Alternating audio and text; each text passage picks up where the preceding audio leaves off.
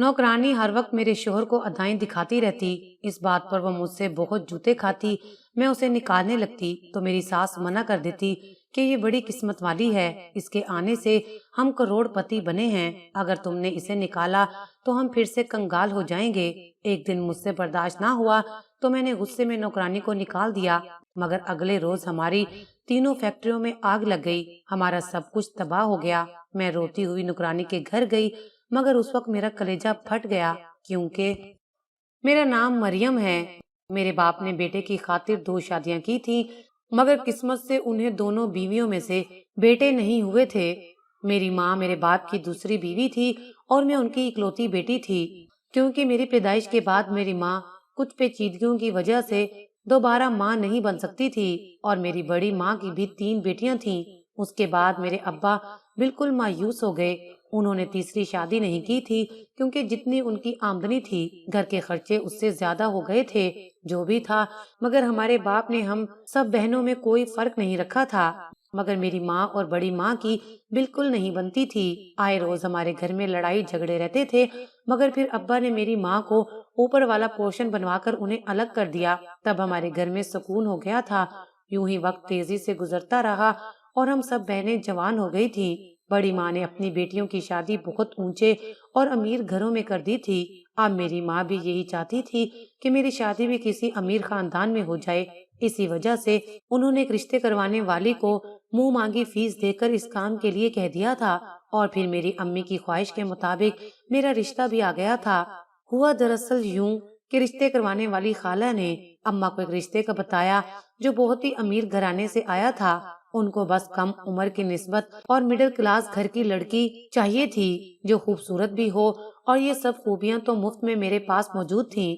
लड़के का नाम नवीद था और वो इकलौता होने की वजह से अपने वालिद के बिजनेस का इकलौता वारिस भी था। उनके कपड़े की 3 फैक्ट्रियां थीं और वो बहुत बड़े बंगले में रहते थे। नवीद के अब्बू का कुछ साल पहले इंतकाल हो चुका था और तब से पूरा बिजनेस नवीद ही संभाल रहे थे। बस उनके घर में उनकी वालदा ही थी जो नवीद की शादी के लिए लड़की देख रही थी। मुझे जब अम्मा ने नवीद के बारे में बताया और तस्वीर दिखाई तो मैं हैरान रह गई कि इतनी अच्छी शक्लो सूरत वाला इतना अमीर आदमी भला मुझ जैसी आम सी लड़की से क्यों शादी करना चाहेगा। मगर मुझे इससे भी ज्यादा हैरत तब हुई जब रिश्ते वाली खाला ने अम्मा को फोन करके बताया कि लड़के की माँ को नौरीन बहुत पसंद आई है और वो बाकायदा तौर पर रिश्ता पक्का करने के लिए आना चाहती हैं। अम्मा को और क्या चाहिए था। अम्मा ने तो खुद भी इतना ज्यादा नहीं सोचा था कि उनकी बेटी के लिए फैक्ट्रियों के मालिक का रिश्ता आएगा। अम्मा ने फौरन उनको खाने पर ही बुला लिया, मगर रिश्ते वाली खाला के सामने अम्मा ने एक शर्त रख दी। अम्मा ने कहा कि मुझे लड़के की उम्र पर कोई एतराज नहीं होगा और ना ही इस बात पर कि उसकी फैमिली कितनी बड़ी है या वो शक्लो सूरत में कैसा है। मुझे सब कबूल है, मगर मेरी शर्त ये है कि लड़का पहले से शादीशुदा नहीं होना चाहिए और ना वो मेरी बेटी के बाद दूसरी शादी करेगा, चाहे औलाद हो या ना हो। अगर ये शर्त मंजूर है तो लड़के वालों को हमें लिखकर देना होगा कि वो दूसरी शादी नहीं करेगा। अम्मा की ये बात मुझे बहुत पसंद आई थी। जाहिर है कि अम्मा एक शौकन के साथ जिंदगी गुजार रही थी और वो कैसे चाह सकती थी कि उनकी बेटी भी इसी तरह से जिंदगी गुजारे। इसलिए अम्मा की ये शर्त बिल्कुल ठीक थी। रिश्ते करवाने वाली खाला ने अम्मा को यकीन दिलाया कि नवीद की माँ नवीद की दूसरी शादी नहीं करवाएगी और उन्हें हमारी हर शर्त कबूल है। अम्मा ये सुनकर बहुत खुश हो गई थी। फिर एक हफ्ते बाद वो लोग हमारे घर आए। अब्बा ने इस मामले में खामोशी अख्तियार कर रखी थी। जैसे अम्मा कहती गई, अब्बा हाँ में हाँ मिलाते गए और इस तरह मेरी मंगनी नवीद से हो गई। मंगनी पर मेरी सास ने इतने तोहफे तोहफे दिए कि सब बहुत खुश थे। मेरी सास ने तो मेरी सौतेली माँ को भी जोड़े दिए और मेरी अम्मा के लिए सोने के कंगन बनवाए थे। अम्मा का सर अब फख्र से बुलंद हो गया था और अब्बा भी फिक्रमंद नहीं थे, क्योंकि मेरी सास ने जहेज के नाम पर एक सुई तक लेने से साफ इनकार कर दिया था। बल्कि उन्होंने शादी की सारी शॉपिंग मेरी पसंद से और मुझे साथ ले जाकर करवाई थी। इसी सिलसिले में जब मैं अपनी सास के साथ बाजार जाती तो मैं नवीद से कई बार मिली थी, मगर कभी बात करने का इत्तफाक नहीं हुआ था। वो मुझसे उम्र में तकरीबन 10 साल बड़े थे और बहुत कमगो थे। मैंने नोट किया कि नवीद अपनी माँ के बहुत ज्यादा फर्माबरदार थे। हर काम अम्मा से पूछकर करते और अगर वो कोई चीज नवीद को दिखाती तो कह देते कि जैसे आपको अच्छा लगे। میں نوید کے اس رویے سے پریشان ہو جاتی تھی۔ میں نے یہ بات اماں کو کہی تو اماں نے مجھے سمجھایا کہ اتنے بڑے بزنس کو چلانے والا ماں کے کہنے پر شاپنگ پر جاتا ہے تو اسے ٹینشن ہوتی ہوگی، بھلا اسے کیا پتا ہوگا کہ عورتوں کی شاپنگ میں کیا رائے دینی ہے اور کیا نہیں۔ اماں کی بات پر مجھے کچھ تسلی تو ہو گئی، پر ایسے ہی شادی کی تیاریاں مکمل ہوئیں تو شادی کا دن بھی آ گیا۔ ہر کسی نے میری اور نوید کی جوڑی کی تعریف کی تھی، مگر سب حیران بھی تھے کہ میرے لیے اتنے امیر بندے کا رشتہ کیسے آ گیا۔ جب میں رخصت ہو کر اپنے سسرال پہنچی تو عالی شان بنگلہ دیکھ کر حیران رہ گئی، اور دل ہی دل میں بڑی خوش ہو رہی تھی کہ مجھے ایسا گھر اور شوہر ملا جس پر دنیا رش کرتی ہے۔ نوید بہت اچھے تھے، مگر اپنے کام سے کام رکھنے والے، بہت کم گو انسان تھے، نہ زیادہ بات کرتے نہ زیادہ ہنستے تھے، بس تھوڑا سا مسکرا دیتے اور ہاں ہوں میں سر ہلا دیا کرتے تھے۔ 3-4 دن میں ہی مجھے اندازہ ہو گیا تھا کہ وہ کیسی نیچر کے مالک ہیں۔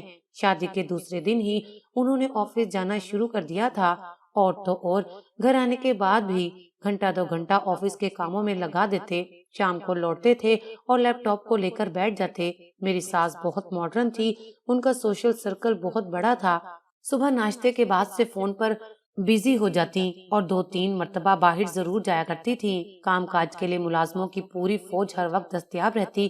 مجھے میری ساس نے شادی کے چند دن بعد ہی گھر کا سارا کام سمجھا دیا، مگر یہ بھی کہا کہ کوئی کام خود نہیں کرنا ہے اور تم نے تیار رہنا ہے بالکل نئی نویلی دلہن کی طرح، مگر کپڑوں کا انتخاب اور باقی ہر چیز کے بارے میں بھی مجھے انہوں نے بتا دیا تھا۔ میں ویسے ہی کچھ سہمی ہوئی تھی، اس لیے ان کی ہر بات توجہ سے سنتی اور جیسے وہ کہتی میں ویسے ہی کرتی تھی۔ شادی کو 10-12 دن گزرے تو مجھے ساس نے میکے بھجوا دیا اور کہا کہ 2 دن اپنی ماں کے پاس رہ لو، تیسرے دن تمہیں لینے نوید آ جائے گا۔ میں اچانک میکے جانے کی بات پر کچھ حیران ہوئی تھی، مگر ساس کا حکم کیسے ٹال سکتی تھی۔ میں اماں کے گھر چلی گئی۔ اماں میری ٹھاٹ باٹ دیکھ کر بہت خوش ہو رہی تھی، کیونکہ میری ساس نے میرے ساتھ ایک ملازمہ کو بھی بھیجا تھا اور تاکید کی تھی کہ وہاں کوئی کام خود مت کرنا، بس اپنا خیال رکھنا۔ میں اپنی ساس کی یہ بات سن کر خود کو دنیا کی سب سے خوش قسمت بہو سمجھ رہی تھی، کیونکہ میں نے تو کسی اور کو ایسے نہیں دیکھا تھا کہ کوئی ساس اتنا خیال رکھ سکتی ہے۔ میں 2 دن اماں کے پاس رہی تو بڑی اماں سے ملنے بھی گئی، ان کے لیے اور اپنی بہنوں کے لیے تحفے بھی لائی تھی جو ان کو دیے تھے۔ وہ بہت خوش ہوئیں، مگر بڑی امی کی آنکھوں میں حسرت بھی تھی۔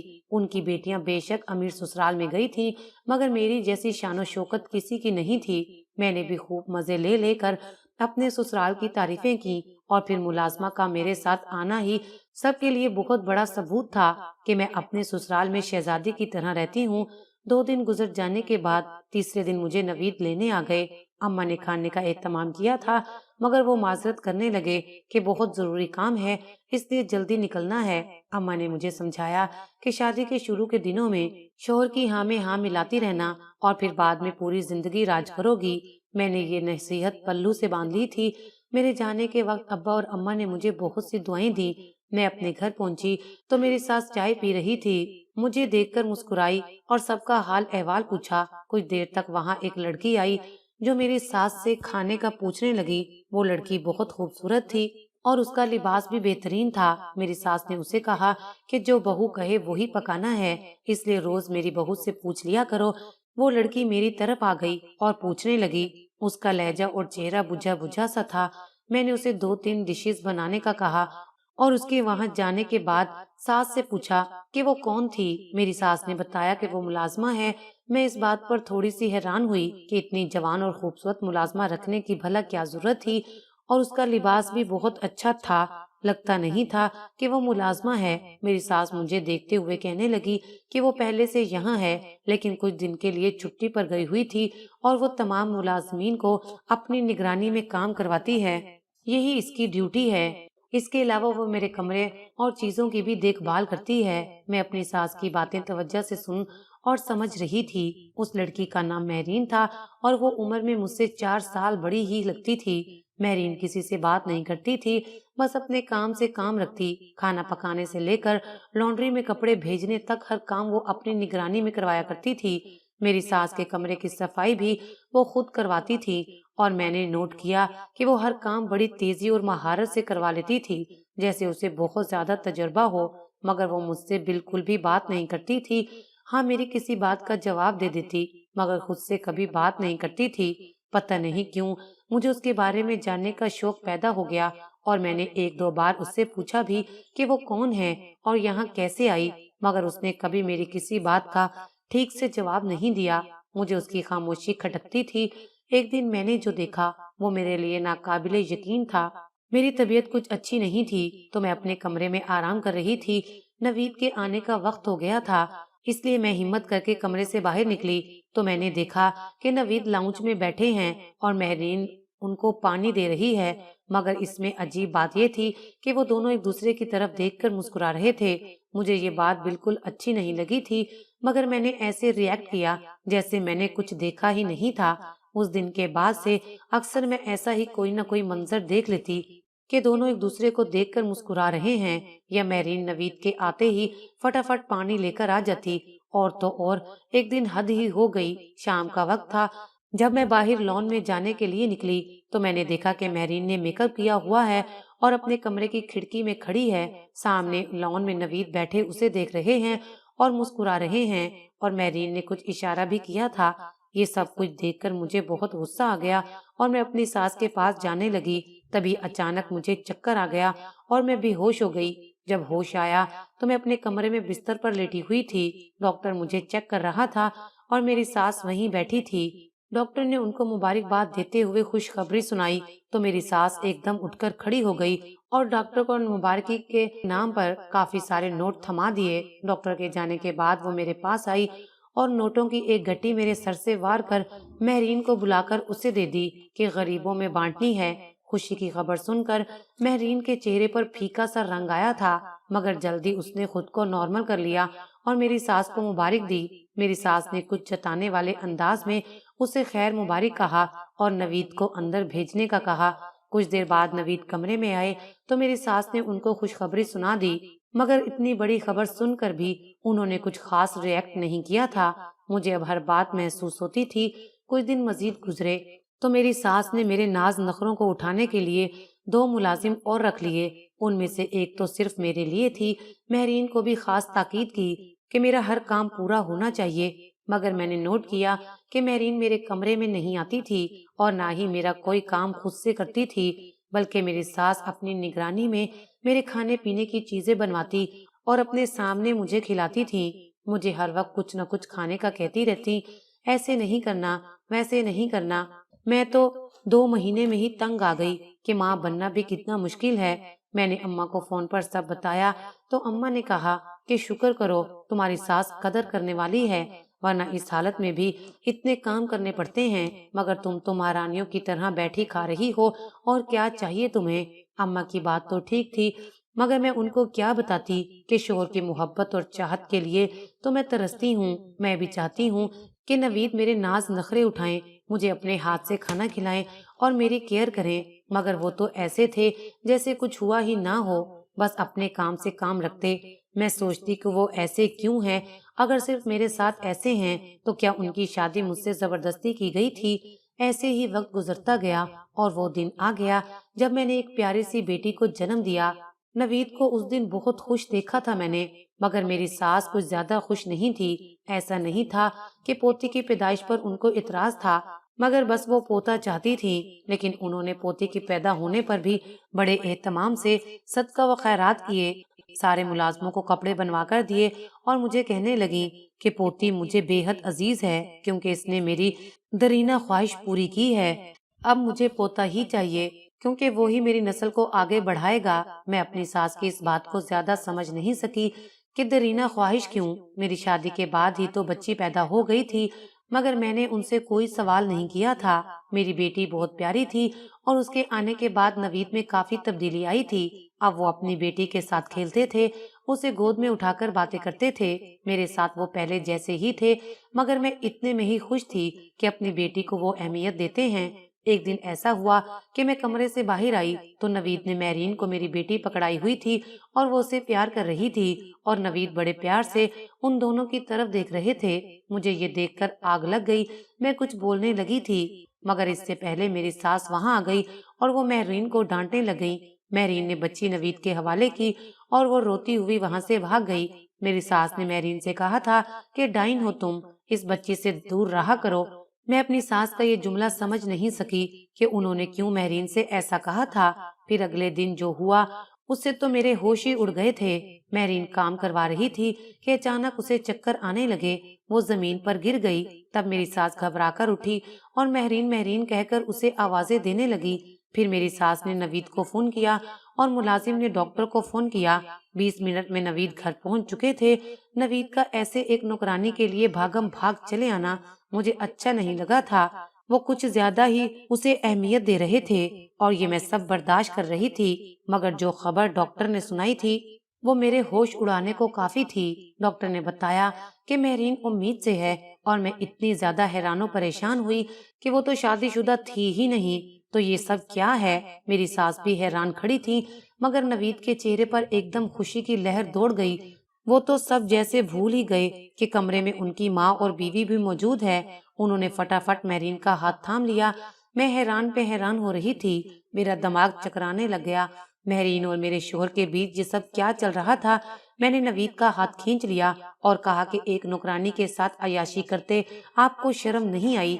नवीद तेज आवाज में बोले कि ये नौकरानी नहीं, मेरी पहली बीवी है जिससे मैंने बहुत मोहब्बत की थी। मगर मेरी माँ को ये पसंद नहीं आई थी क्योंकि वो मेरी शादी अपनी पसंद से करवाना चाहती थी। और फिर शादी के 5 साल बाद भी औलाद न होने की वजह से अम्मा को बहाना मिल गया और तुम्हें मेरी दूसरी बीवी बनाकर यहाँ ले आई। नवीद के अल्फाज थे कि हथौड़े जो मेरे सर पर बरस रहे थे। मेरी सास बिल्कुल खामोश खड़ी थी। मैं बिना कुछ कहे अपने कमरे में चली गई। कुछ देर बाद महरीन खुद मेरे कमरे में आ गई। उसने मेरे पास बैठकर मेरे हाथ पर अपना हाथ रखा और बड़ी नरमी और बड़े प्यार से बोली कि नौरीन, तुम परेशान ना हो, मैं तुमसे तुम्हारा हक नहीं छीनूंगी और ना ही नवीद से कहूंगी कि तुम्हें छोड़ दे, क्योंकि तुम हमारी अपनी हो और हमारी प्यारी बेटी की माँ भी हो। मैं महरीन का मुंह देखने लगी और फिर मुझसे मुखातिब हुई और कहने लगी कि मेरी अम्मा बहुत बीमार थी, इसलिए मैंने मजबूरी में नवीद के ऑफिस में जॉब शुरू कर दी थी। मगर मेरी किस्मत में यही था कि नवीद ने मुझे पसंद करके मुझसे शादी कर ली, जबकि नवीद की माँ इस रिश्ते के सख्त खिलाफ थी। और फिर 5 साल तक औलाद न होने के ताने मैं सुनती रही। नवीद की दूसरी शादी के लिए इस शर्त पर मान गई कि मैं इसी घर में रहूंगी, पर मम्मा ने मुझे एक नौकरानी की हैसियत से तुमसे मिलवाया था और जब तुम्हारी नवीद से शादी हुई थी उन दिनों मेरी अम्मी का इंतकाल हो गया था। मैं वहीं गई हुई थी। महरीन की बातों ने मेरे दिल और गुस्से को पिघला दिया था। वो हाथ जोड़कर मुझे मनाने की कोशिश कर रही थी। आखिर वो भी तो एक औरत ही थी और बिल्कुल अकेली थी। मैंने जाने क्यों उसके हाथ पर हाथ रख दिया। तब वो मुस्कुराने लग गई। उसी वक्त मेरी बेटी रोने लगी तो महरीन ने जल्दी से उसे उठा लिया। मैंने आज महरीन को मना नहीं किया था। मैंने खुले दिल से महरीन को कबूल कर लिया था, क्योंकि वो तो मेरे शोहर की पहली बीवी थी। और अगर मैं भी अपनी अम्मा जैसा सलूक करती तो फिर मेरा घर भी जहन्नुम बन जाता। मेरे महरीन से अच्छे रवैये की वजह से नवीद मेरे करीब आ गए थे और वो हम दोनों को बराबर वक्त देने लगे। मेरे कहने पर मेरी सास ने भी महरीन को दिल से कबूल कर लिया। आज मेरी शादी को 10 साल गुजर चुके हैं। मेरी एक बेटी और 2 बेटे हैं और महरीन के भी 2 बेटे हैं और हम दोनों एक ही घर में रहती हैं। सास का इंतकाल हो चुका है और मैं महरीन के साथ बिल्कुल मुतमईन हूँ, क्योंकि नवीद हम दोनों का बहुत ख्याल रखते हैं।